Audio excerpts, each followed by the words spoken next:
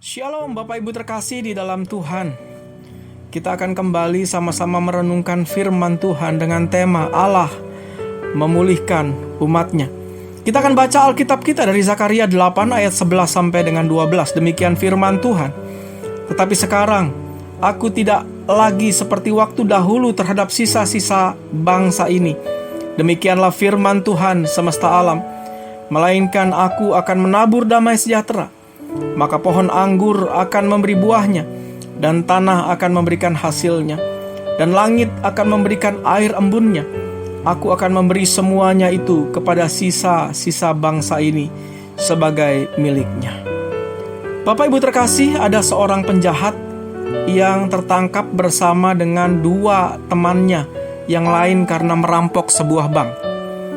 Ia ditahan untuk waktu yang tidak singkat, sangat lama. Di dalam penjara dia sangat menderita sekali.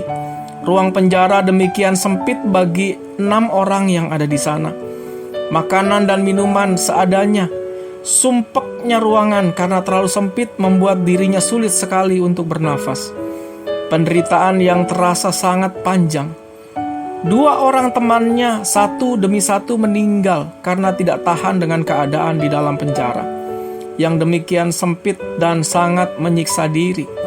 Setelah beberapa waktu, akhirnya ia dibebaskan dan menghirup udara bebas. Dengan penuh sukacita, keluarganya menyambutnya. Keadaannya dipulihkan kembali. Ia bisa hidup dengan sukacita dalam keadaan normal seperti kebanyakan orang. Ia bisa bekerja dan menghasilkan buah-buah yang banyak pada akhirnya. Melalui keluarga dan teman-temannya, akhirnya hidupnya terpulihkan seperti dulu sebelum ia masuk dalam penjara. Bapak Ibu terkasih, dari teks yang tadi kita baca terlihat ada 2 hal penting yang dapat kita lihat, yaitu Tuhan akan memberkati mereka dengan melimpah. Janji Tuhan akan membuat bangsa Israel menjadi bangsa yang penuh dengan damai dan sukacita. Hasil tanaman anggurnya menghasilkan buah. Hasil pekerjaan bangsa Israel akan mendapatkan hasil yang baik, dan langit akan memberikan airnya bagi tanah. Allah mengumpulkan sisa-sisa Israel dari pembuangan untuk kembali ke Yerusalem. Penjajahan bangsa Babel lalu Persia membuat umat dalam keadaan hidup tidak nyaman di bawah penderitaan karena bangsa lain. Tuhan yang memulihkan bangsa Israel melalui sisa-sisa yang ada. Janji Tuhan sejak awal tidak pernah berubah. Israel tetap menjadi bangsa pilihan Allah. Walau apapun keadaannya, Allah adalah Allah yang setia pada janjinya dan tidak akan meninggalkan umat pilihannya sendirian. Allah tidak peduli seburuk apapun keadaannya. Ia tetap Allah bagi umatnya. Ia tidak memandang keadaan umat Israel. Walaupun hanya sisa-sisa yang ada, Tuhan tetap setia dan akan memulihkan umat pilihannya.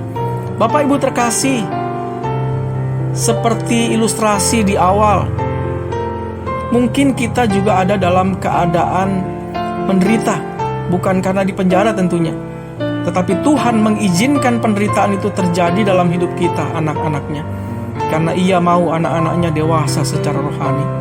Ketidaktaatan akan membawa kita, anak-anaknya, ada di dalam keadaan yang sulit dan rumit. Itu adalah cara Allah untuk mengembalikan kita kepadanya, ke dalam pelukannya. Tuhan mengizinkan pergumulan hidup, persoalan hidup, untuk mengembalikan kita kepadanya. Karena Allah adalah Allah yang setia pada janjinya, dan Ia tidak pernah berubah hingga saat ini. Ia mau anak-anaknya hidup baik-baik saja, dan dalam keadaan hidup bersuka cita dan berkelimpahan di dalam hidupnya. Usaha yang Allah lakukan bagi keluarganya adalah usaha yang mengerahkan seluruh potensi dirinya untuk anggota keluarganya. Ini bisa kita lihat bagaimana dari jauh, dari surga, Kristus datang menjadi manusia dan diam di antara kita di bumi. Semua Dia lakukan untuk kita, untuk saudara dan saya. Jadi, dalam keadaan apapun kita saat ini, mungkin ada di posisi paling rendah atau ada di titik 0 sekalipun, Tuhan adalah Tuhan yang tetap setia pada janjinya dan akan memulihkan anak-anak yang sangat dikasihinya, yaitu saudara dan saya. Kiranya Tuhan memberkati renungan singkat kita hari ini. Haleluya. Amin.